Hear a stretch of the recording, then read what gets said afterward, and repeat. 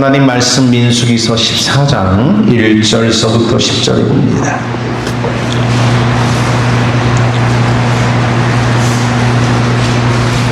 민수기서 14장 1절에서 10절입니다. 한 절씩 교독을 합니다. 온 회중이 소리 높여 부르짖으며 백성이 밤새도록 통곡하였더라.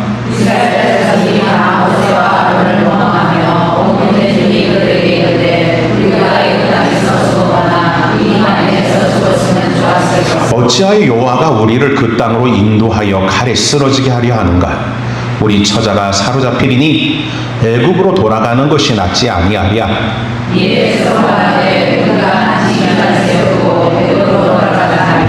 모세와 아론이 이스라엘 자손의 온 회중 앞에 엎드린지라.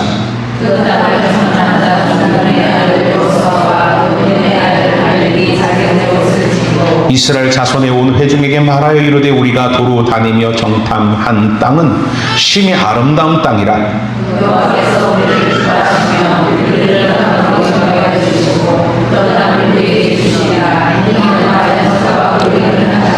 다만 여호와를 거역하지 말라. 또 그 땅 백성을 두려워하지 말라. 그들은 우리의 먹이라. 그들의 보호자는 그들에게서 떠났고 여호와는 우리와 함께 하시느니라. 그들을 두려워하지 말라 하나 온 회중이 그들을 돌로 치려 하는데 그때 여호와의 영광이 회막에서 이스라엘 모든 자손에게 나타나시니라. 할렐루야. 오늘 시간에 나눌 말씀은 따라합니다. 나의 소명과 사명. 오늘 이 말씀을 가지고 은혜를 나눕니다. 참 우리가 살아가는 데 있어서 신앙이라는 것을 갖고 살아가는데 중요한 것은 이 신앙 속에서 가장 중요한 게 뭐냐면은 내게 허락하신 소명과 내게 허락하신 사명이 무엇인가를 알고 신앙의 생활을 하는 것과 그냥 모르고 하는 것은 정말 엄청난 결과를 낳게끔 되어진다라는 겁니다. 오늘 우리가 봉독했던 이 민수기서의 14장의 말씀도 마찬가지예요. 이스라엘 1세대가 왜 망한 줄 압니까? 그들이 하나님을 안 섬겨서 망한 게 아닙니다. 그들은 하나님을 섬기고 신앙의 삶을 노정을 따라갔지만 그들에게는 소명이 뭔지 사명이 뭔지 모른 채 하나님을 믿고 따라간 결과가 결국 그들을 망하게 하고 말았다라는 것입니다. 민수기서 13장 전장을 보게끔 되어지면 하나님은 모세에게 명령하십니다. 그 명령은 다른 것이 아니라 내가 이스라엘 백성에게 약속한 땅을 탐지하게 하되 각 지파 중에서 족장 한 사람씩을 택하여 12명의 족장을 가나안 땅에 들어가 정탐케 하라 하십니다. 그래서 하나님의 말씀대로 각 지파 가운데 우두머리 되는 자를 하나씩 뽑아서 12명을 정탐꾼으로 세워 이 가나안 땅을 40일 동안 정탐하고 돌아와 보고하게끔 만들게 되어집니다. 결국 그들이 갔던 40일이 되어지고 그들이 정탐을 하고 돌아온 후에 보고를 하게끔 되어지죠. 그런데 민수기서 13장 27절에 그들의 보고의 내용을 보게끔 되어지면 이렇게 그들이 보고합니다. 같이 봉독합니다. 시작. 모세에게 말하여 이르되 당신 우리를 보낸 땅에 간즉 과연 그 땅에 젖과 꿀이 흐르는데 이것은 그 땅의 과일이니이다 라고 보고를 합니다. 여기까지는 좋았습니다. 그런데 28절을 보세요. 시작.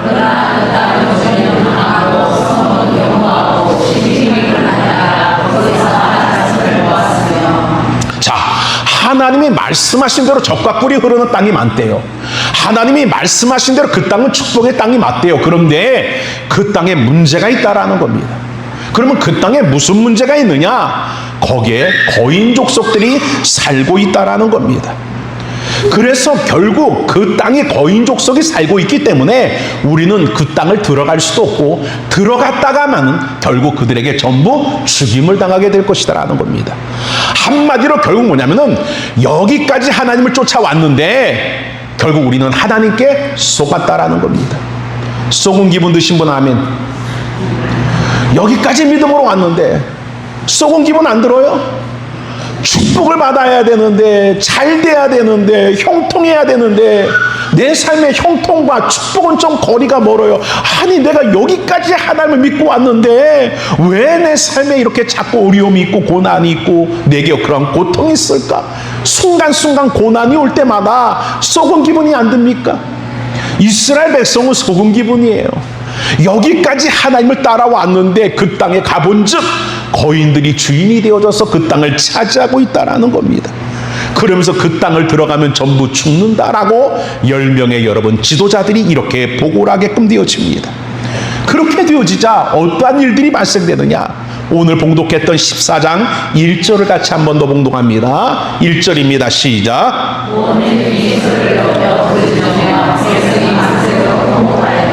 자, 10명의 사람의 보고 때문에 이스라엘 어떻게 해요? 전체가. 그럼 이스라엘이 몇 명이에요? 그들이 출애굽할 때 장정만 60만이고 어린아이들과 부녀자들까지 따르면 200만이 가까이 되는 사람들이 여러분 출애굽했는데 몇 명 때문에 밤새도록 통곡합니까?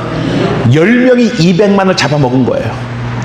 부정적인 사람, 오늘 소명도 모르고 사명도 모르는 사람 때문에 이스라엘이라는 공동체가 무너져 내린 겁니다. 공동체 무너지는 거 쉽습니다. 오늘 몇 사람의 소리가 결국 공동체를 허물어버리게끔 되어지는 그러한 일을 만들어버리고 말더라는 거죠. 예전에 여러분 김난준 목사님이 쓴 책 가운데 자네 정말 이 길을 가려나 라는 그 책이 있어요. 그래서 제가 신학을 공부할 때에 그 신학을 공부할 때 필독서로 그것을 읽게끔 하였습니다. 그런데 그 책 내용에 보면 이러한 여러분 이야기 간증거리가 있어요. 오래전이에요. 그 가운데 6.25 동란이 끝나고 난 뒤에 얼마 지나지 않아서 그 태백이란 마을 가운데 무슨 일이 발생되었냐면은 예배를 드리는 도중에 갑자기 뒤에 예배문이 확 열리면서 거기에 여러분 충성스러운 권사님 한 분이 자기 딸내미 머리채를 끌고 들어오면서 예배 중간에 목사님 향해 욕을 하는 거예요. 소리를 지르고 목사님을 욕하면서 네가 목사냐 하면서 소리를 지르는 거예요. 그러니 예배를 드리다 말고 교회가 발칵 뒤집어졌죠. 나중에 여러분 그 이야기를 들어본 즉 이 권사님에게 여러분 나이 먹은 노처녀 딸이 있었는데 이 딸이 애를 가진 거예요. 시집도 안 갔는데. 지금도 큰일이지만 그 당시는 얼마나 큰일입니까? 그런데 여러분 이 딸내미가 뭐라고 고백하냐면 목사님이라고 했다라는 거예요. 누구 자식이야 누구 새끼야 했는데 누구 새끼라고요? 그러니까 권사님이 이 소리를 듣고 그만 여러분 이성을 상실해버린 거예요. 왜냐하면 목사님이 그 가정 충성스러운 권사 가정이니까 유독 그 권사 가정을 아꼈고 그 권사님의 딸을 딸처럼 귀하게 여겼던 거예요. 그런데 그 딸을 그렇게 딸처럼 귀하게 여긴 게 아니라 목사님의 그 아이를 가졌다라는 말에 그냥 여러분 권사님이 이성을 잃어버린 거예요. 그리고 나서 결국 여러분 그 일로 인하여 목사님이 교회에서 사임을 하게 됩니다. 온통 교회가 여러분 수근수근거리기 시작해요. 아, 정말 그랬나 보다. 아, 정말 그랬을 거야.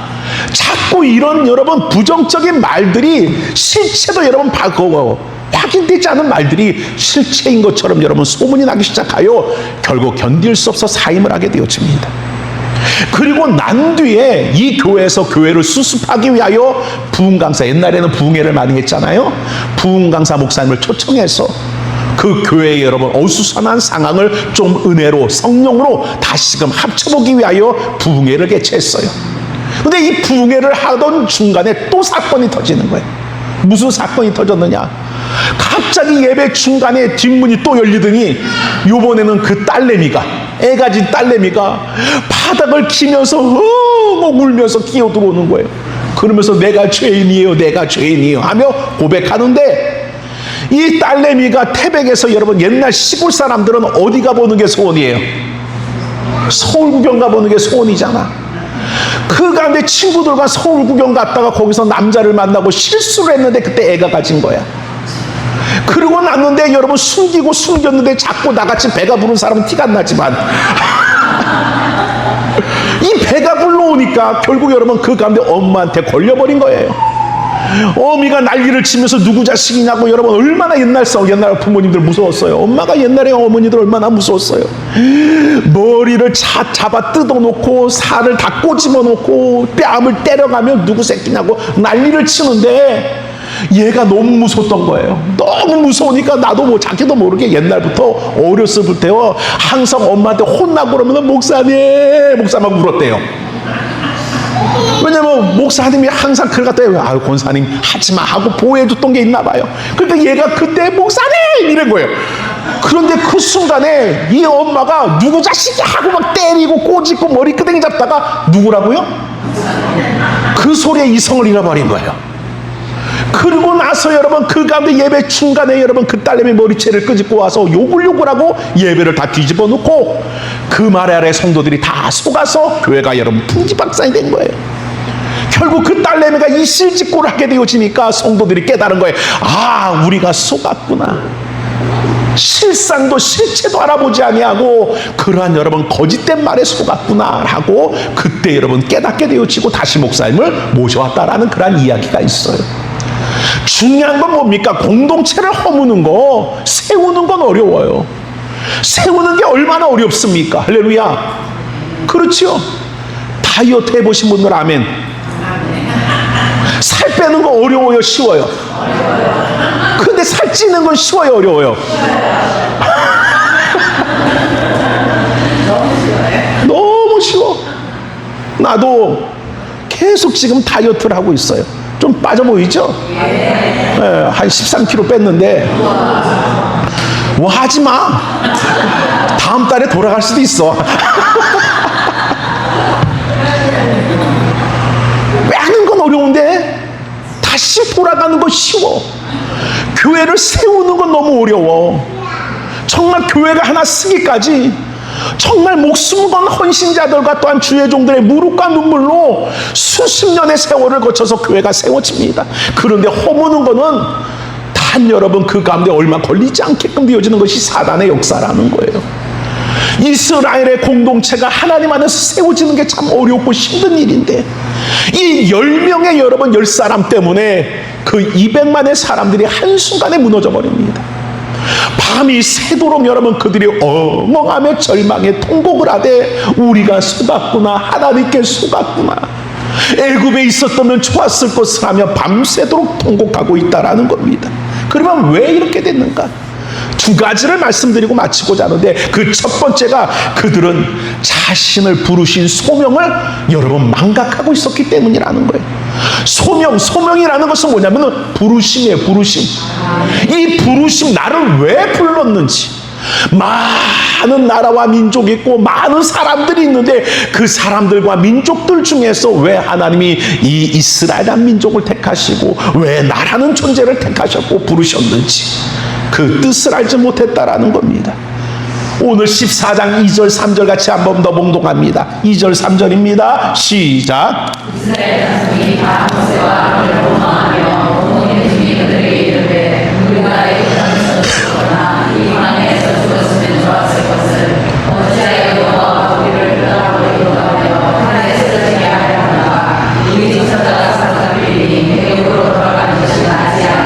그들은 하나님께서 왜 우리를 애굽에서 구원하셨는지, 왜 우리를 가나안 땅으로 인도해 드리고 계시는지 그것에 대한 의식이 뚜렷하지 못했다라는 겁니다.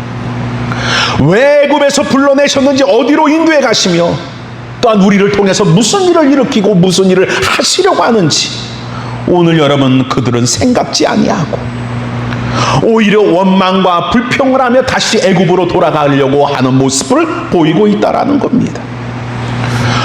하나님께서 자신들을 왜 구원해 주셨는지 이것을 명확하게 모르면, 왜 하나님께서 나를 하나님 이 교회 가운데 보내시고 왜 나를 이 교회 가운데 하나님 집사를 세우시고 권사를 세우시고 장로를 나를 만들어 주셨는지 이 부르심에 대한 소명을 명확하게 알지 못하게 되면 나는 앞장서서 교회를 허무는 자가 되어줄 수도 있는 겁니다.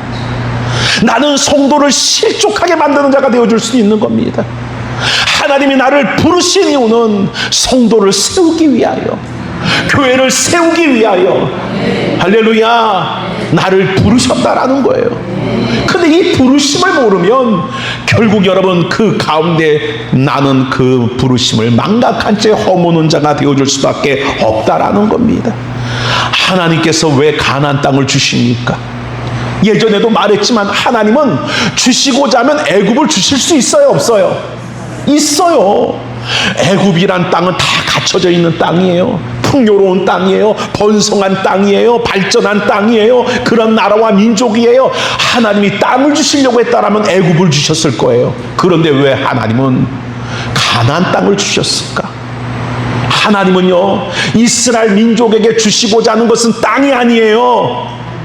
거룩한 나라가 되기 원하시고 거룩한 백성이 되어져서 하나님의 나라를 이루고 그 나라 속에 예수 그리스도라는 메시아를 보내시기 위하여 그들을 부르신 거예요.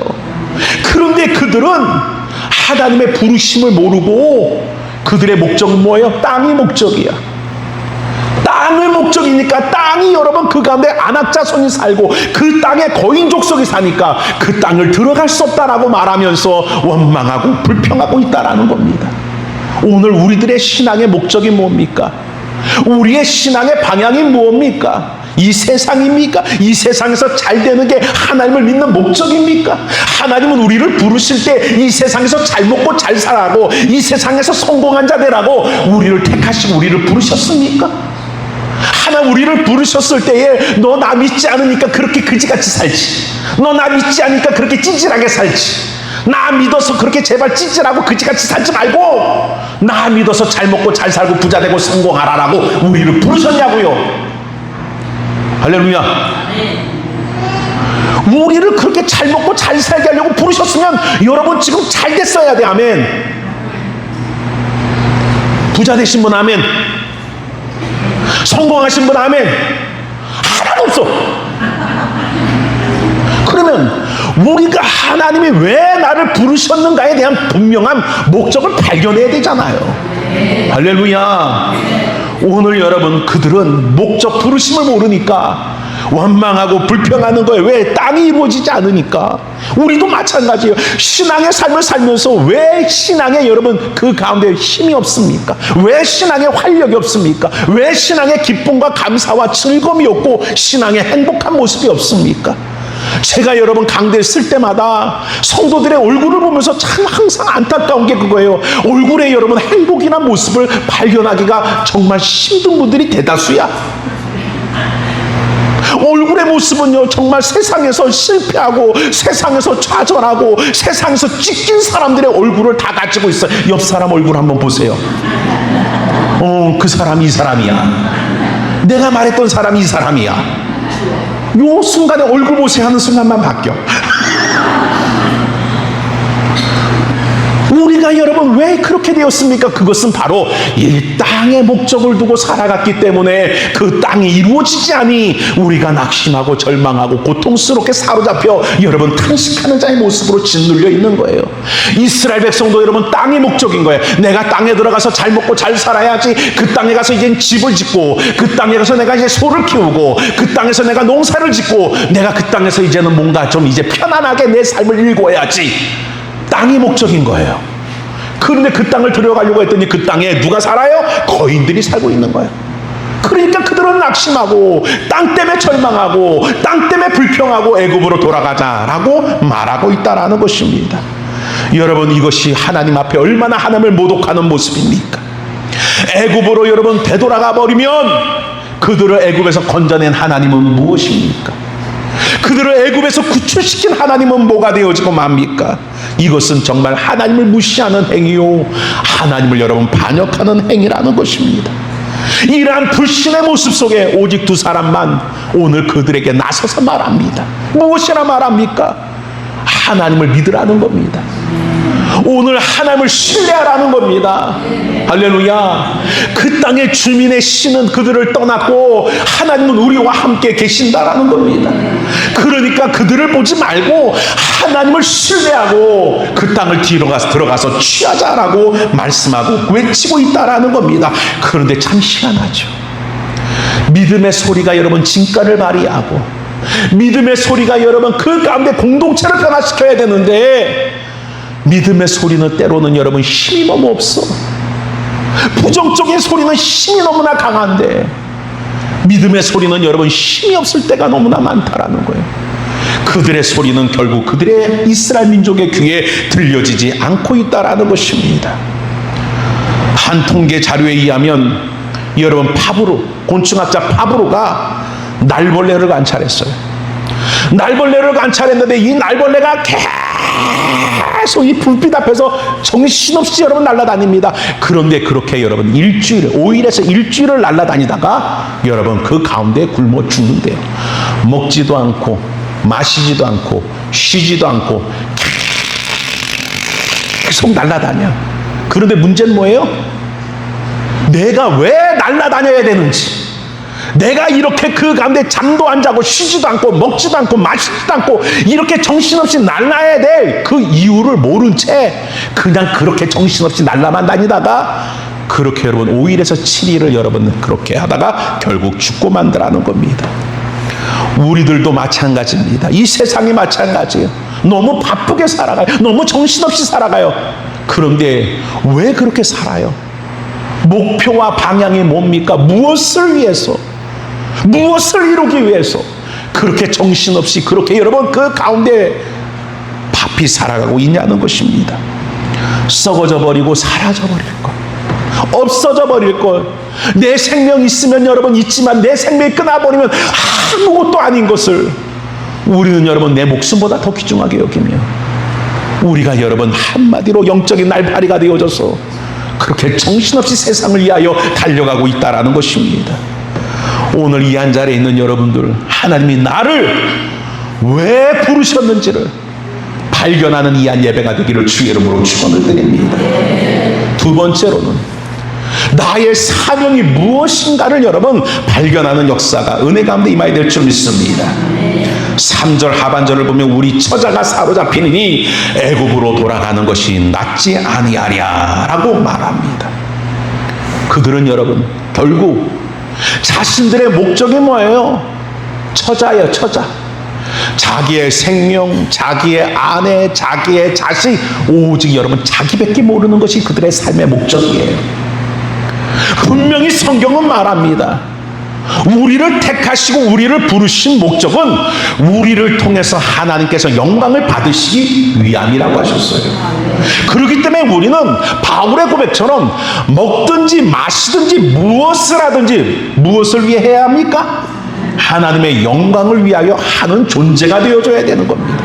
그런데 이 사명을 망각해버리면 1세대 백성과 같이 똑같이 되어지는 거예요. 무엇을 위해서 우리가 여러분 힘을 다하고 무엇을 위하여 살아갑니까? 나와 내 처자를 위하여 살아가는 거예요. 신앙의 생활도 왜 신앙의 생활을 합니까? 믿음의 생활도 왜 믿음의 생활을 합니까? 하나님의 뜻이 무엇인지, 하나님의 그 뜻을 알고자 하고 그 뜻을 이루고자 하고 그 뜻대로 살고자 하고, 이게 그 가운데 방향성인데 오늘 사명을 망각해버리게 되어지면 어떻게 살아요?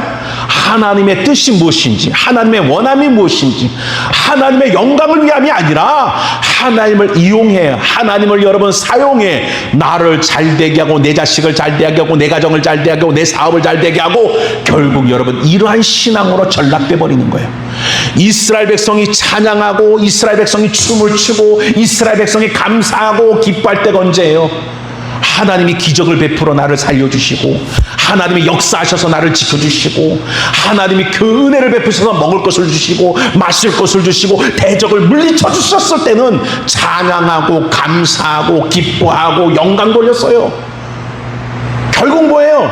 하나님의 찬양이 어디서 나와요? 나를 그 가운데 잘되게 하고 나를 지켜주고 내 가정과 내 자녀와 내 처자를 보호해 주실 때는 찬양이 나오고 감사가 나오고 하나님께 영광이 나와. 그런데 내 처자와 내가 그 가운데 고난을 당하고 고통을 당하고 어려움을 당하니까 그들에게서 무엇이 사라져요? 찬양이 사라지고 감사가 사라지고 뭐가 나와요? 원망과 불평이 나오는 거예요. 결국 그들에게 있어서 여러분 부르심이라는 사명조차 망각한 채 하나님을 믿는 이유도 하나님을 따르는 이유도 그들이 순종하는 이유도 전부 그 이유는 나와 내 처자를 위해서라는 거예요. 오늘날도 많은 신앙인들의 잘못된 신앙이 바로 이거예요. 나와 내 처자를 위해서 신앙생활을 해요. 그래서 결국 하나님을 믿는 이유가 지켜주시고 보호하여 주시고 잘되게 하시고 이런 목적만을 가지고 하나님을 따르는 거예요. 그러니까 오늘 잘되게 하시고 지켜주시고 보호하여 주시는 하나님을 믿고 따랐는데 그들을 죽일 수 있는 안악자손 거인자손들이 다 있는데 그들에 비하면 나는 메뚜기 같아서 밟혀 죽을 것 같아. 그러니까 그들이 여러분 찬양이 사라지고 감사가 사라지고 원망과 불평이 여러분 그들에게 튀어나오게끔 되어지고 말들하는 것입니다. 오늘 이 한 자리에 있는 여러분들은 무엇을 위하여 기도하고 있습니까? 무엇을 위하여 신앙의 삶을 살고 순종하고 충성하고 헌신을 여러분 행하며 살아가고 있습니까? 결국 그 목적이 나와 내 처자와 내 하는 일들에 대한 형통을 바라보고 하나님을 섬기고 찬양하고 헌신하고 순종하고 있습니까? 만약에 여러분 그렇게 하나님께서 여러분들의 원하는 대로 채워지면 여러분은 누구보다 크게 감사하고 찬양하고 기뻐하고 하나님은 살아계시다라고 하나님의 이름을 외칠 겁니다. 근데 여러분들이 바람대로 그것이 되어지지 않는 사건이 오늘 민수기 14장의 말씀처럼 여러분의 삶에 대적이 일어나고 오늘 세상은 크되 여러분 그들은 여러분 거인 같고 나는 세상에 비교하여 메뚜기같이 느껴지는 그러한 여러분 실패와 좌절을 맛보게 되어졌을 때 그때 나타난 현상은 우리들 가운데 찬양이 사라질 겁니다. 감사가 사라질 겁니다. 과연 그 신앙이 올바른 신앙입니까? 그 믿음이 올바른 믿음입니까? 오늘 이 한 자리에 있는 여러분들이 왜 하나님이 나를 부르셨는지 그리고 하나님은 왜 나에게 사명이란 것을 허락하여 주셨는지 하나님의 나라의 거룩한 사명을 위한 존재로 하나님 나를 부르셨다라는 사실을 기억하여 내가 이 순간에 살아가는 모든 순간마다 나를 통해 하나님의 이름이 드러나고 나를 통해 하나님의 높임을 받으시고 나를 통해 하나님의 뜻이 이루어지기를 분명한 그 사명감을 살아갈 수 있는 여러분들이 되어지는 은혜가 임하여지는 축복됨이 있기를 주의 이름으로 축원을 드립니다. 인생들은 나름대로 목표를 가지고 삽니다. 그렇지만 그 목표들은 대부분 신앙과 상관없는 목표를 가지고 삽니다. 오늘 하나님의 사람들은 분명한 여러분 신앙의 목표가 있어야 합니다. 그 신앙의 목표라는 것은 내가 이루고자 하는 것도 아니고 내가 원하는 것도 아니라 하나님이 나를 통해 이루고자 하는 것, 나를 통해 하시고자 하는 것, 그 사명에 사로잡혀 사는 자가 되어야 될 줄 믿습니다. 요셉이라는 사람은 여러분 하나님이 그를 부르셨습니다. 그리고 그에게 하나님 사명을 주셨습니다. 그는 하나님이 나를 왜 택하셨는지 나에게 하나님은 어떠한 것을 이루기 원하시는지를 너무나 잘 알고 있었습니다. 그랬더니 어떤 일이 벌어집니까? 그의 삶 속에 형통보다는 고난이 많습니다. 억울함이 많습니다. 원통함과 분함이 많습니다. 그런데도 그는 여러분 그 원통함과 분함에 사로잡히지 아니하고 그 삶 속에서 최선을 다해 살아갑니다. 그 삶 속에 하나님을 드러내고 살아갑니다. 너 같은 하나님의 사람을 내가 어디서 얻을 수 있을까라고 고백을 듣고 살아갑니다. 할렐루야. 하나님의 신에 감동된 너 같은 자를 어디서 내가 구할 수 있을까 하고 그 가운데 여러분 믿지 않는 자의 고백을 듣고 살아갑니다. 왜요? 그가 그의 목적 가운데 하나님을 통해 잘되는 나, 복받는 나, 성공하는 나, 형통한 나를 꿈꾸며 그것을 여러분 위하여 목적 삼아 그가 하나님을 믿었다라면 안 됐잖아요. 팔려지고 노예가 되어지고 억울하게 누명을 쓰고 무기수의 감옥에 갇혀지게 되고 그때 그가 여러분 하나님의 사람답게 살아갈 수 있었겠습니까? 원망하고 불평하고 탓하고 자기 인생을 여러분 그 가운데 저주하며 그렇게 살아갈 수밖에 없었을 것입니다. 하지만 요셉은 하나님이 나를 왜 부르시고 왜 하나님이 나를 부르셨는가 거기에 대한 분명한 사명의 의식이 있었기 때문에 그는 나중에 총리가 되어져도 마지막 죽을 때 이렇게 고백합니다. 너희가 훗날 애굽을 출애굽하고 하나님이 약속한 땅에 가게 될 터인데 그때 너희들은 내 해골을 가지고 그 약속의 땅에 가라. 할렐루야. 그는 여러분 분명한 자기의 목적, 부르심과 사명을 아는 자였다라는 겁니다. 오늘 이 한 자리에 있는 여러분들, 하나님 안에서 모인 여러분들이 그냥 믿는 자가 되지 않길 원합니다. 그냥 예배하는 자가 되지 않길 원합니다. 오늘 그 예배 속에 하나님의 뜻을 알고 하나님이 나를 사용하시고자 나를 통해 일하시고자 나를 통해 영광을 받으시고자 하는 분명한 하나님의 사명을 알고 그 사명 속에 쓰여진 바 되어진 은혜가 있기를 원합니다. 그렇지 못한 신앙의 삶은 여러분 정말 여러분 좋아 보이는 신앙이라 할지라도 좋은 신앙이 아니에요. 기도를 세게 하는 자가 좋은 신앙입니까? 남들은 조용할 때 그 신앙이 뜨거워 보이고 좋아 보이죠. 할렐루야. 오늘 그렇게 부르짖는 사람이 하나도 없어서 그런가 보다. 우리가 볼 땐 그 사람은 정말 뜨겁다. 그 사람 믿음이 좋다라고요. 충성과 헌신을 최선을 다해 다하는 사람을 보고 우리는 뭐라 합니까? 저 사람 믿음이 좋다, 신앙이 좋다. 그 헌신을 보고 얘기합니다. 그런데 중요한 게 뭡니까? 그게 아니라는 거예요. 그 헌신을 하는 목적이 뭔지, 그렇게 부르짖는 이유가 뭔지, 나와 내 처자를 위해서 그렇게 기도하고 있다라면 그 사람은 결국 하나님을 제대로 아는 자가 아니라는 겁니다. 오늘 그 부르짖음이 하나님의 뜻이 이루어지기 위하여, 하나님의 나라가 이루어지기 위하여, 하나님의 구원이 세워지기를 위하여 부르짖는 기도가 되어지거나 헌신이 되어질 때에 그것이 진정 하나님이 받으신 바 되어지는 그런 바른 신앙의 삶의 모습인 줄 믿으시기를 바랍니다.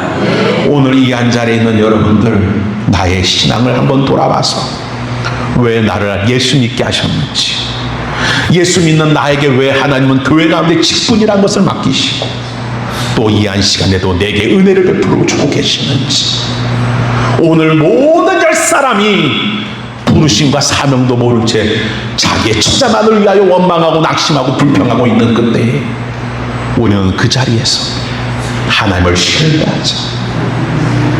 하나님은 우리와 함께 계십니다. 하나님 우리를 위하시는 우리가 그 땅을 능히 취할 수 있다.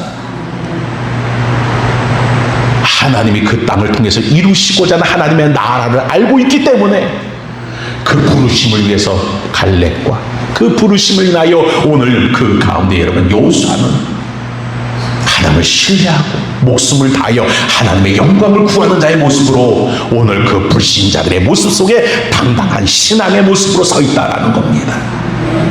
오늘 여러분의 교회 공동체 안에, 여러분의 삶의 여러분 공동체 안에서도 여러분들은 여러분 그 가운데 요수아와 갈렙과 같이 하나님의 부르심과 사명을 알고 오늘 여러분들이 하나만의 그 안에 믿음 안에 하나님의 소리를 발휘하고 하나님의 뜻을 전파하고 하나님을 위하고 그 영광을 위한 자로 여러분을 통해 교회가 세워지고 가정이 세워지고 삶이 세워지게 하나님에게 쓰임받는 자들로 다 세워지는 축복의 역사가 주 안에 가운데 임하여지기를 주의 이름으로 축원을 드립니다. 기도합니다. 사랑의 아버지 하나님,